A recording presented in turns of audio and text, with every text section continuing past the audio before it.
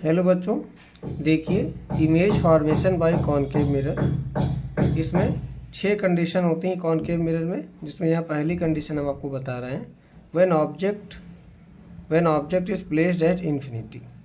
तो इन्फिनिटी में जो ऑब्जेक्ट रखा होगा तो किस तरीके से, ठीक है, इमेज के कैरेक्टर्स आएंगे। ठीक है, तो ये है आपका कॉनकेव मिरर। ठीक है, अब यहाँ पे हम पॉलिश कर देते हैं, क्योंकि कॉनकेव मिरर जो है, ठीक है, वहाँ रिफ्लेक्शन होता है, तो रिफ्लेक्शन के लिए medium should be dark, medium का डार्क होना जरूरी है। यहाँ पे पॉलिश करके इसको डार्क बना लिया है। ठीक है, अब यहाँ पर एक लाइन हम खींचेंगे, ठीक है, जो इस मिरर के बीच से जाएगी, इसको बोलेंगे पोल। और ये जो लाइन होती है, ठीक है, इस लाइन को हम लोग प्रिंसिपल एक्सिस बोलते हैं। ये पी है, इसको बोलते हैं सी।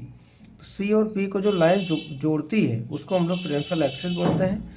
आप लोग को पता है एक्सिस तो फिक्स होता नहीं है, तो हम इसको डॉट डॉट डॉट आगे बढ़ा सकते हैं। सी और पी के बीच की जो डिस्टेंस होती है उसको हम लोग रेडियस ऑफ कर्वेचर बोलते हैं। इसके ठीक बीच में आपका फोकस होता है।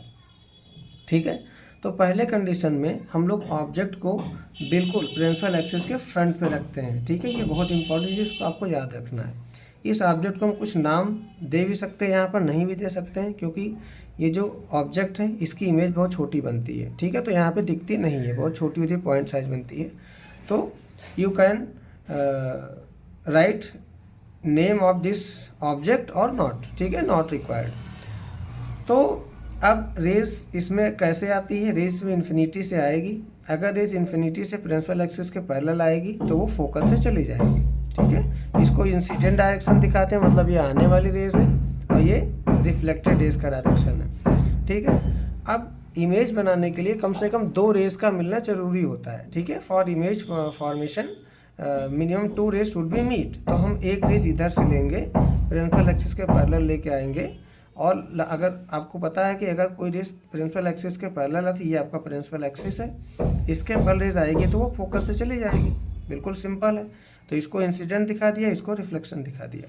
ठीक है, अब देखो यहाँ पे 2 रिफ्लेक्टेड रेज कहाँ मिल रही हैं? बिल्कुल फोकस से मिल रही हैं। ठीक है, तो जहाँ पे मिलती हैं वहीं पर इमेज का फॉर्मेशन होता है। तो अब यहाँ पर जो इमेज बनी है वो फोकस पे ही बनी है। अब अगर फोकस पे बनी है तो यहाँ पे कोई हाइट वगैरह नहीं मिलेगी, क्योंकि प्रिंसिपल एक्सिस के बिल्कुल ऊपर, प्रिंसिपल एक्सिस के ऊपर ही इमेज बन गई। अगर इससे ऊपर नीचे बनती तो हाइट आती है। तो ऐसे में अब यहाँ पे हम कैरेक्टर लिख सकते हैं, कैरेक्टरिस्टिक्स ऑफ द इमेज। हमेशा ध्यान रखिएगा, जो कैरेक्टरिस्टिक्स लिखी जाती है, जो कैरेक्टर्स लिखे जाते हैं वो इमेज के ही लिखे जाते हैं। ठीक है, तो इमेज यहाँ जो है इमेज के, तो यहाँ पे इमेज बन रही है इसकी। तो नेचर ऑफ द इमेज, इसका नेचर क्या होगा? तो नेचर का मतलब एक इंसिडेंट रे इधर आई है, मान लो ये I1 रेज आई है, और ये आपकी R1 मतलब इंसिडेंट रे और रिफ्लेक्टेड रेज। यहाँ में मान लो ये I2 है, मतलब इंसिडेंट रेज 2 है, और ये यहाँ पे रिफ्लेक्टेड रेज 2 है। तो जो रिफ्लेक्टेड रेज हैं वो जहाँ पे मिलती है वहीं पर इमेज का फॉर्मेशन होता है। तो यहाँ पर दोनों रेज को सच में कट कर रही हैं, तो सच में जब कट करेंगी तो जो नेचर मिलेगा आपका वो रियल मिलेगा। रियल, और रियल के साथ में इन्वर्टेड मिलता है।